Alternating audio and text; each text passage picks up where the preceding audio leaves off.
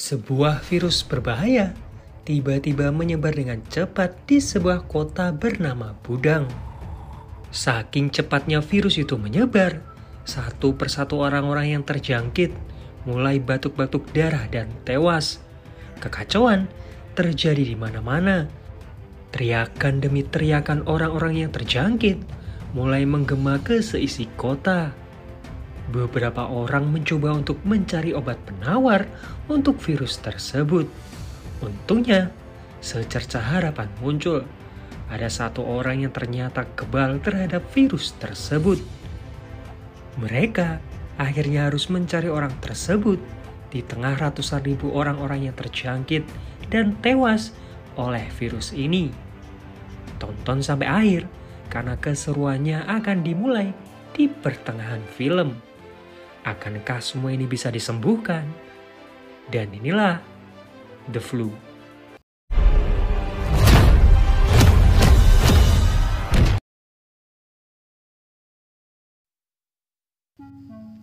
Di hari itu, tepatnya di Hong Kong, beberapa orang-orang dari Filipina sedang diselundupkan menuju ke Korea. Mereka dimasukkan ke sebuah kontainer. Ada salah satu di antara imigran gelap ini yang terlihat sakit. Orang tersebut terus saja batuk. Sementara itu di Korea, seorang regu penyelamat bernama Jigo sedang menyelamatkan seorang wanita yang bernama Ine. Mobil milik Ine saat itu terprosok masuk ke sebuah galian. Setelah semua persiapan selesai, Jigo mulai turun ke bawah. Dia mencoba untuk menenangkan Ine yang tampak panik. Untungnya, di saat-saat terakhir, Jigo bisa dengan cepat menarik Ine keluar dari mobil sebelum mobil tersebut jatuh lebih dalam. Esok harinya, Jigo terus saja bercerita ke rekannya bahwa dia tertarik dengan Ine. Dia berharap bisa bertemu lagi dengan Ine, apalagi jaket miliknya masih dibawa oleh Ine. Tiba-tiba, atasannya ngasih tahu bahwa Ine datang untuk mencarinya. Tapi ternyata Ine hanya datang bukan untuk berterima kasih, melainkan meminta bantuannya Jigo untuk mencari tasnya yang terjatuh bersama mobilnya. Jigo menolak karena itu akan sangat berbahaya. Ine pun kesal dan ingin mencari tasnya sendiri. Jigo pun mencoba mencegahnya dan hal itu membuat Ine terjatuh hingga terluka. Akhirnya, Ine pun pergi sambil terus menggerutu. Di tempat berbeda, dua orang pria sedang membuka kontainer berisi imigran dari Hong Kong kemarin. Mereka bernama Byung Wo dan juga Ki. Tapi saat dibuka, cairan aneh muncul disertai bau busuk. Tidak terdengar suara satupun dari mereka. Karena penasaran, dua orang ini mencoba untuk mendekat. Tapi ternyata mereka semua sudah tewas. Karena panik, HP milik Byung Wo malah terjatuh. Tiba-tiba, salah seorang yang selamat mengagetkan mereka. Akhirnya, imigran yang selamat itu pun dibawa oleh dua orang kurir ini. Mereka berdua lalu berhenti di sebuah rest area. Imigran yang selamat ini nampak panik, apalagi ketika melihat mobil polisi. Saat akan pergi, Byung Wo terlihat pucat dan terus-terusan batuk. Tiba-tiba, imigran gelap itu kabur karena ketakutan. Nah, Byung Wo yang sakit memutuskan untuk pergi ke apotik untuk membeli obat. Tapi di sini, dia terus-terusan batuk dan menyebarkan virus-virusnya ke orang-orang di sekitar. Sementara itu, di rumah sakit, Ine yang merupakan seorang dokter dimarahi habis-habisan oleh atasannya karena dia menghilangkan data disertasinya. Itulah alasan kenapa Ine ini bersikeras untuk mencari kembali tasnya yang terjatuh, karena data miliknya ada di tas itu. Di waktu yang sama, Jigo memutuskan untuk mengambil kembali tas milik Ine. Di dalam tas tersebut terdapat sebuah HP. Tiba-tiba, seseorang menelpon. Ternyata yang menelpon adalah anaknya Ine yang bernama Miru. Jigo langsung menemuinya dan menyerahkan tas milik Ine. Miru meminta kartu nama dari Jigo sebelum dia pergi. Jiko di sini agak kecewa karena ternyata wanita yang disukainya sudah menikah dan memiliki seorang anak. Di sebuah bis, seorang pria terus saja batuk-batuk dan menyebarkan virus ke semua penumpangnya. Di sisi lain, seorang murid juga mengalami batuk-batuk dan menyebarkan virusnya ke seluruh murid di kelas. Di waktu yang sama, kurir yang batuk-batuk tadi mulai muntah darah. Sore harinya, Ine yang baru saja pulang sangat senang karena tas miliknya berhasil ditemukan. Miru lalu cerita bahwa paman Jiko lah yang mengambilkan tas milik ibunya itu. Tiba-tiba, Ine mendapatkan telepon dari rumah sakit yang bilang bahwa ada pasien yang sepertinya terkena virus misterius. Dan Ine diminta untuk segera kembali ke rumah sakit. Saat Ine sampai di rumah sakit, dia dikasih tahu bahwa pasien ini sepertinya terkena virus kelas A karena dia terus saja muntah darah. Pasien ini ternyata si kurir Byungwoo. Ine menemukan HP milik Byungwoo. Setelah diperiksa, para dokter berasumsi bahwa virusnya ini sudah dibawa oleh seseorang di dalam kontainer. Dan jika dilihat dari ciri-cirinya, Ine yakin bahwa virusnya adalah flu burung. Ine lalu mencoba untuk meminta keterangan dari Ki.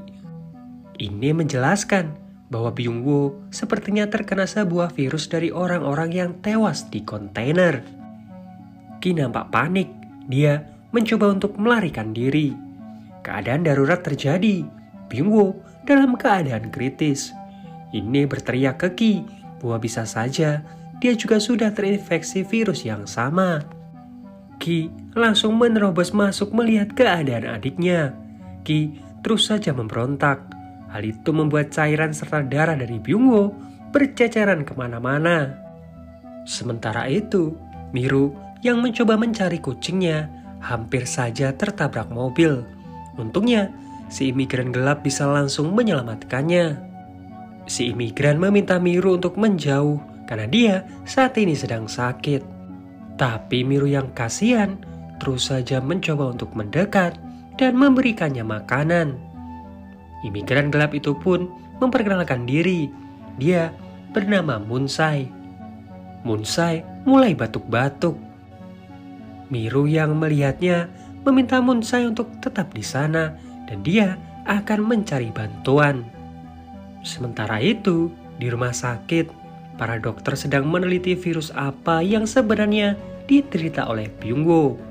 Dari ciri-cirinya, Ine curiga ini virus flu burung. Cuma penyebarannya sangat cepat. Tiba-tiba, beberapa pasien datang ke rumah sakit dengan gejala yang sama. Tentu, hal itu membuat mereka semua sangat kebingungan. Sementara di luaran sana, beberapa orang sudah menunjukkan gejala batuk-batuk. Polisi lalu melapor tentang penemuan kontainer yang dilaporkan oleh Ine tadi. Mereka langsung bergegas ke TKP. Ketika kontainernya dibuka, puluhan tikus keluar dari sana. Hal itu membuat mereka harus membakar jasad-jasad yang ada di dalam kontainer tersebut. Para penjabat kota Budang serta wali kota langsung mengadakan rapat. Profesor Kim mencoba untuk menjelaskan bahwa virus ini sudah menyebar sangat cepat. Bahkan hanya butuh waktu kurang dari 36 jam, orang-orang yang sudah terinfeksi itu akan meninggal. Mereka masih belum menemukan sumber penyebaran pertamanya di mana. Yang jelas, virus ini menyebar cepat seperti pandemi. Satu-satunya hal yang bisa dilakukan saat ini untuk menghentikan penyebarannya adalah membumi hanguskan kota Budang. Kembali ke Miru, dia meminta bantuan dari Jiko. Tapi ketika Jiko datang, Munsai sudah tidak ada di sana. Bingung harus mencari kemana, Jiko memutuskan untuk makan dulu. Nah, di saat makan ini, Miru cerita bahwa ayah dan ibunya sudah bercerai. Ayahnya pergi ke Amerika, meninggalkan mereka berdua. Mendengar hal itu, Jiko sangat senang. Jadi dia ada kesempatan lagi untuk mendekati Ine. Tiba-tiba, Miru mulai batuk-batuk. Badannya seakan lemas. Kembali ke rapat, Wali kota Choi tidak setuju dengan ide untuk membumi hanguskan kota Budang. Setidaknya ada 460.000 orang di Budang. Profesor Kim bilang bahwa Budang ini hanya 15 km dari Seoul. Jika tidak dihentikan sejak dini, maka akan memakan korban yang jauh lebih besar. Wali kota pun pamit pergi karena rapat ini terasa konyol untuknya. Tapi tiba-tiba ini datang. Dia melaporkan ke Profesor Kim bahwa ada yang selamat dari kontainer tersebut. Di luaran sana, orang-orang yang tadinya batuk-batuk mulai pingsan satu persatu. Kembali ke Jiko, dia mulai merasa aneh melihat orang-orang di sekitarnya yang mulai batuk-batuk. Bahkan ada satu orang ibu-ibu yang hampir terjatuh dari eskalator karena pingsan. Untungnya, Jiko berhasil menyelamatkannya. Tapi ibu-ibu itu tiba-tiba kejang-kejang sambil memuntahkan darah. Sementara di ruang rapat, Ine menunjukkan video dari HP-nya Byung-woo yang menunjukkan ada satu orang yang selamat. Wali kota lalu mendekat. Dia meminta para dokter ini untuk tidak berpura-pura menjadi penyidik dan jangan membuat kegaduhan yang bisa menghancurkan kota. Tapi Profesor Kim tetap mencoba untuk meyakinkan wali kota bahwa kota Budang memang sudah terinfeksi. Tiba-tiba, suara ledakan terdengar. Mereka semua mencoba untuk melihat. Ternyata, di luar terjadi banyak sekali kecelakaan. Kota Budang perlahan mulai kacau. Laporan lalu masuk bahwa ada ratusan pasien yang terus berdatangan ke rumah sakit Budang. Keadaan saat ini sangat kritis. Orang-orang di ruang rapat yang mendengarnya langsung mencoba menghubungi keluarga mereka masing-masing agar bisa langsung dievakuasi. Di tengah kekacauan itu, Jigo kehilangan Miru. Ine mencoba menghubungi ibunya agar tidak pergi ke Budang dan segera menjauh. Dia sendiri berusaha mencari keberadaan anaknya. Sementara itu, berita tentang pandemi ini sudah sampai ke presiden. Presiden segera memerintahkan semua kepolisian untuk mengisolasi kota Budang. Pemerintah akhirnya menyiarkan langsung tentang berita penyebaran virus tersebut. Semua orang yang mendengar berita tersebut sangat kaget, apalagi ketika Profesor Kim bilang belum ada obat untuk virus ini. Dan kemungkinan akan ada setidaknya 10.000 orang yang tewas nantinya. Kekacauan pun mulai terjadi. Semua orang langsung menyerbu supermarket dan langsung mengambil semua persediaan makanan yang ada. Di tengah kekacauan itu, Ine dan juga Jiko berpencar untuk mencari keberadaan Miru. Untungnya, Miru berhasil diketemukan. Polisi tiba-tiba datang dan memblokade supermarket tersebut. Kerusuhan semakin parah. Semua orang berdesak-desakan mencoba untuk keluar.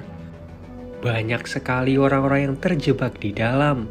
Jigo yang kasihan berusaha membuka pagarnya, tapi Ine berusaha untuk menghentikannya.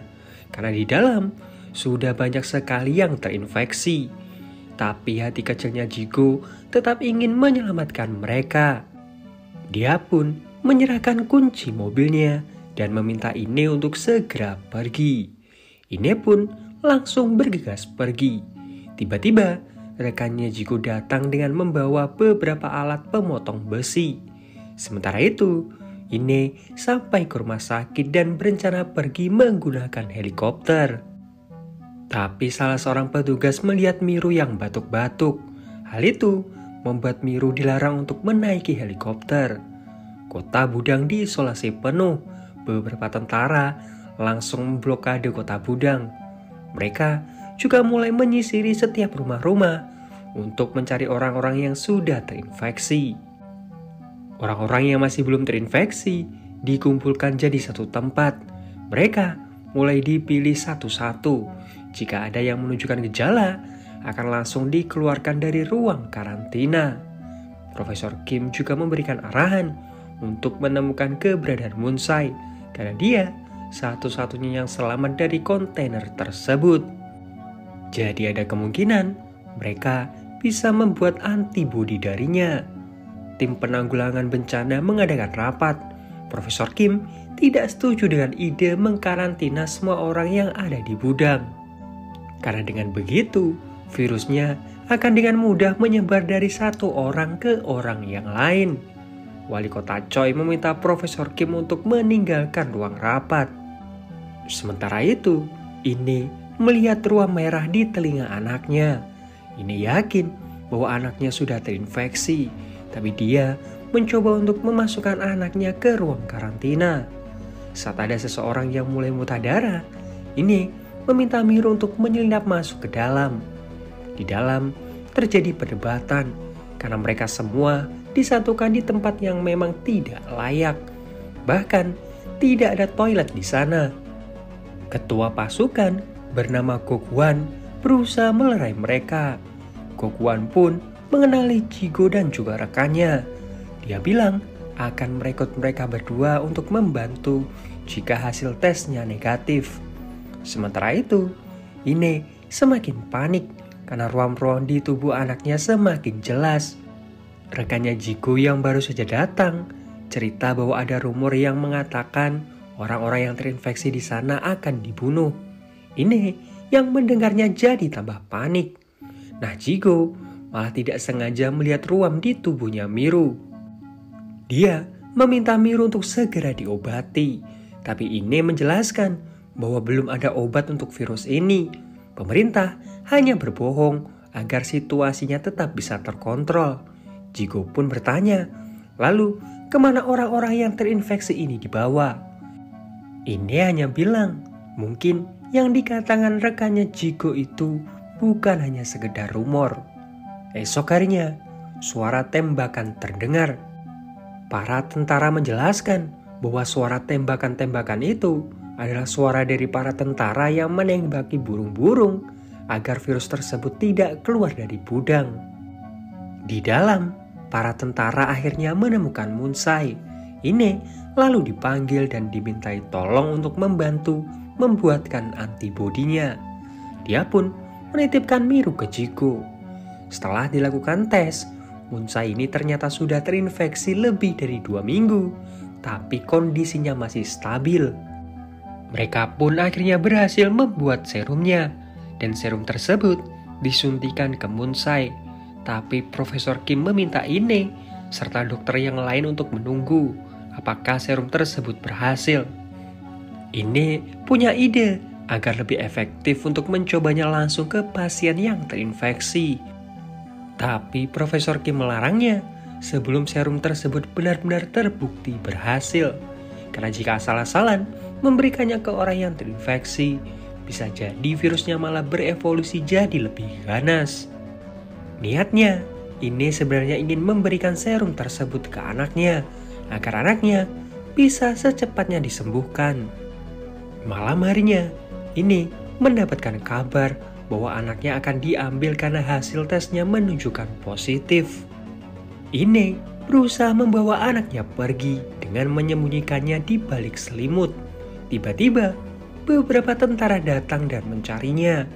Tapi karena mereka hanya tahu dari nomor identitasnya, Jigo langsung bertindak cepat dengan menukar nomor identitas Miru dengan miliknya. Jigo langsung dibawa pergi ke ruang karantina bersama orang-orang yang terinfeksi lainnya. Di sini, Ki terus-terusan berusaha kabur dan mencari Munsai untuk membalaskan kematian adiknya. Sementara itu, Presiden Korea membaca laporannya. Ada banyak sekali orang-orang yang sudah diisolasi lebih dari 48 jam dan tidak menunjukkan tanda-tanda terinfeksi, tapi masih berada di barak-barak isolasi.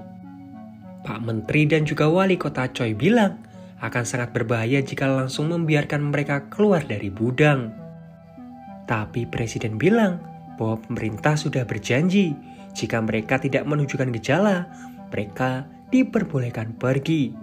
Profesor Kim setuju dengan pendapat Presiden, apalagi diketahui ada lebih dari 23.000 orang yang tidak terinfeksi, tapi masih berada di barak-barak isolasi. Pak Menteri mencoba untuk menenangkan Presiden dan menjelaskan bahwa ini semua demi keamanan negaranya. Jika mereka harus mengorbankan warga Budang, maka mereka akan melakukannya. Sementara di barak-barak isolasi terjadi perselisihan. Para korban-korban ini sudah lebih dari 48 jam di sana, tapi tidak ada kepastian kapan mereka boleh meninggalkan barak-barak isolasi ini. Di tengah kekacauan itu, keadaan Miru semakin memburuk. Ini pun memutuskan membawa Miru untuk menemui Munsai. Munsai awalnya menolak karena keterbatasan bahasa. Tapi ketika melihat Miru, dia akhirnya mau mentransfusikan darahnya. Tapi belum selesai Ine menyuntikkan serumnya, para tentara keburu datang dan menghentikannya. Di tempat berbeda, Gongwan membayar kepala tentara di sana agar Jigo bisa dikeluarkan dari ruang karantina. Di sini juga terlihat bahwa Gongwan ternyata sudah terinfeksi juga. Sementara Jigo yang baru saja dibebaskan dari ruang karantina melihat beberapa tentara seperti membawa Miru. Jigo berusaha mengejarnya. Dia kaget ketika melihat orang-orang yang sudah terinfeksi ini dimasukkan ke sebuah bungkusan plastik. Bungkusan-bungkusan itu ditumpuk menggunung di satu stadion. Lalu mereka membakarnya. Di waktu yang sama, hasil tes dari darahnya Munsai menunjukkan kemajuan. Dan serum yang dibuat tersebut pun akhirnya berhasil. Tiba-tiba, Ine tersadar. Dia kebingungan mencari anaknya. Ine langsung merebut serum tersebut dan menanyakan di mana keberadaan anaknya. Salah seorang dokter bilang bahwa Miru berada bersama orang-orang yang sudah terinfeksi. Kembali ke Jigo, dia berusaha keras mencari Miru di tengah tumpukan jasad yang menggunung. Ini yang tidak juga menemukan anaknya, mulai putus asa. Dia hanya bisa terkulai lemas. Sementara Jigo mendengarkan suara game yang biasa dimainkan Miru. Karena hal itu, Jigo akhirnya berhasil menemukan Miru. Dia langsung membawa Miru keluar dari sana, tapi para tentara berusaha mengejarnya. Di dalam, seorang tentara kaget melihat ibunya yang sudah terinfeksi. Jadi dia berusaha membawa ibunya pergi. Para tentara lain langsung mengepungnya. Ibunya mencoba menenangkan anaknya dan bilang bahwa dia akan segera diobati. Anaknya ini akhirnya jujur bahwa tidak ada obat untuk penyakit ini, di mana satu-satunya hal yang terjadi pada mereka yang terinfeksi adalah dibunuh. Semua orang yang mendengarnya jadi sangat panik. Kekacauan mulai terjadi di sana. Mereka juga akhirnya tahu bahwa yang dikatakan tentara tadi memang benar, bahwa orang-orang yang terinfeksi akan dibakar di stadion. Kericuan itu membuat para dokter di sana memutuskan untuk membawa Munsai dan juga serum antibodinya keluar dari gudang, agar serum tersebut tidak terkontaminasi. Ine sebenarnya diminta untuk ikut, tapi dia malah menolak. Ine tetap ingin menemukan anaknya terlebih dahulu. Orang-orang mulai berdatangan. Mereka mulai menyerang mobil yang membawa Munsai. Ki langsung datang dan menusuk Munsai. Ki langsung ditembak.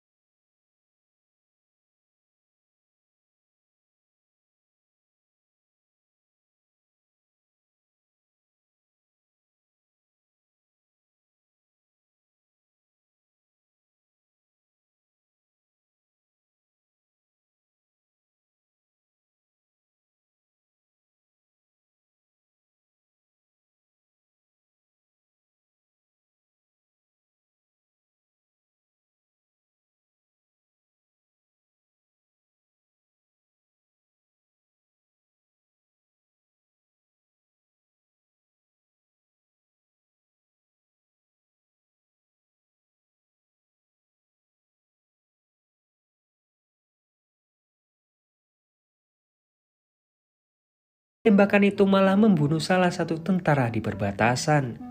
Para tentara akhirnya mengambil sikap. Mereka mulai menembaki orang-orang. Presiden yang melihatnya sangat marah. Tapi Pak Menteri juga tidak punya solusi lain. Yang harus mereka pikirkan saat ini hanyalah gimana caranya virus itu tidak keluar dari gudang. Di tengah perdebatan itu, Profesor Kim datang dan bilang bahwa ada salah seorang anak yang sudah diberikan antibodi milik Moonsai dan mulai menunjukkan perkembangan. Tapi masalahnya, anak itu saat ini ada di gudang. Kembali ke ini, yang akhirnya sampai ke perbatasan.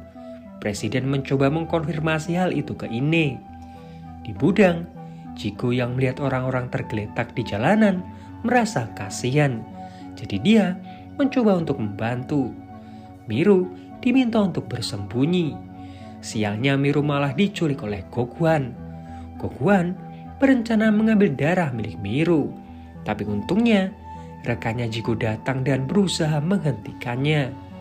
Kembali ke Ine yang malah dilarang untuk masuk ke gudang. Tentu Ine kebingungan. Ternyata tentara mendapatkan perintah baru dari Menteri Pertahanan. Pak Menteri dan salah seorang wakil PBB tetap mengambil keputusan untuk membumi hanguskan gudang.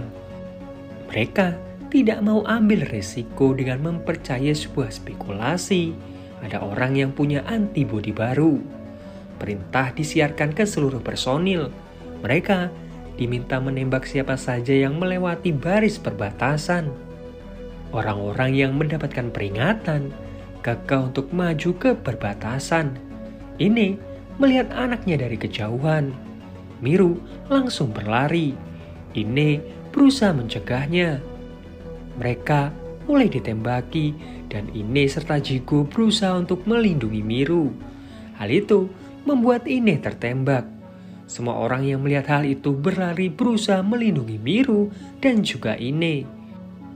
Presiden langsung memerintahkan semua tentara untuk tidak menembak. Tapi wakil PBB ini memberikan perintah ke personil udara miliknya untuk pergi ke gudang. Mereka diminta bersiap jika ada warga gudang yang meninggalkan perbatasan. Presiden langsung ambil sikap. Dia memerintahkan semua militer untuk menembak pesawat yang menuju ke gudang. Karena melindungi rakyatnya adalah prioritasnya. Setelah perdebatan yang alot, akhirnya wakil PBB ini mau membatalkan misinya. Tapi jika Miru tidak memiliki antibodinya, maka presidenlah yang akan bertanggung jawab nantinya di PBB. Presiden pun memberikan arahan dan mengirimkan tim medis ke perbatasan. Orang-orang yang tertembak mulai diobati. Profesor Kim membawa Miru untuk diperiksa. Dan setelah dilakukan tes, ternyata benar Miru memiliki antibodinya. Pemerintah lalu mengumumkan akan memproduksi antibodinya dalam jumlah banyak. Dan film pun berakhir. Nah, itu tadi alur cerita film The Flu. Seperti biasa, like kalau kalian suka, dislike kalau enggak, subscribe kalau belum. Sampai jumpa di video yang lain. Dajung.